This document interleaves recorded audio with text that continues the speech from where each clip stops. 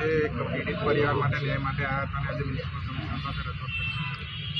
આજે વડોદરા શહેરની અંદર તાજેતરમાં જે બનાવ બન્યો, આશરે 35 વર્ષના યુવાનનું ગટરમાં પડીને જે મોત થયું છે, ત્યારે સમગ્ર વડોદરા શહેર દુઃખના માહોલમાં છે. આજે આમ આદમી પાર્ટી વિરેનભાઈ રામી અને અશોકભાઈ ઓઝાના નેતૃત્વમાં વડોદરા શહેર મ્યુનિસિપલ કમિશનરને મળવા માટે પહોંચ્યા હતા, પરંતુ કદાચ એ જતા રહ્યા, ગાંધીનગર જતા રહ્યા અમને જોઈને ડરીને.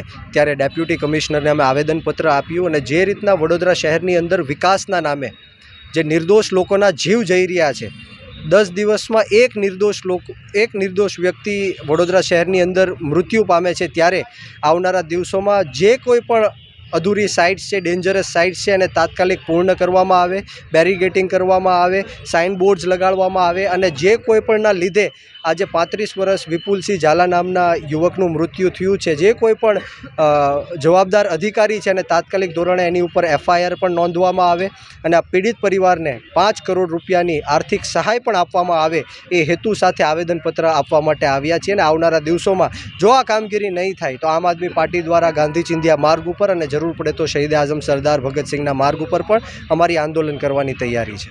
શું કહેવું છે જે રીતના એક પીડિતના ન્યાય માટે આવ્યા છે અને મ્યુનિસિપલ કમિશનર દ્વારા ઘેરને લોક મારવામાં આવે છે, એ વલણ વિશે શું કહેવું છે?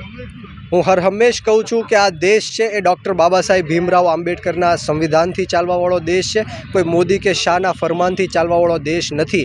જે રીતના ગુજરાતની અંદર તાનાશાહી અને જે ભ્રષ્ટાચારનો દોર ચાલી રહ્યો છે, ત્યારે સમગ્ર ગુજરાતના નાગરિકોને આપના માધ્યમથી હું આહ્વાન કરીશ, જાગૃત કરીશ કે હવે આપણે આપણી આત્મા જગાડવાનો સમય આવી ગયો છે. એક 35 વર્ષનો યુવાન જ્યારે ગટરમાં પડીને મૃત્યુ પામે છે, ત્યારે એની જગ્યાએ આપણા પરિવારનો પણ યુવાન હોઈ શકતો હતો. ત્યારે આપણે સૌએ જાગૃત થવાની જરૂર છે, કારણ કે આપણે તો આપણી ફરજ છે એ ટેક્સ ભરીને અદા કરીએ છીએ, પરંતુ આ કરોડો અબજો રૂપિયાનો ટેક્સ આ લોકો ભ્રષ્ટાચાર કરીને પોતાની માટે ફાર્મ હાઉસો બનાવે છે, જમીન જાયદાદ ખરીદે છે, ધંધા રોજગાર કરે છે. ત્યારે આ લોકોને આવનારા દિવસોમાં આપણે જડબાતોડ જવાબ દેવાનો છે અને આમ આદમી પાર્ટી તમારી સાથે ઊભી છે. હું બ્રિજરાજ સોલંકી, આમ આદમી પાર્ટી ગુજરાત પ્રદેશ યુવા પ્રમુખ.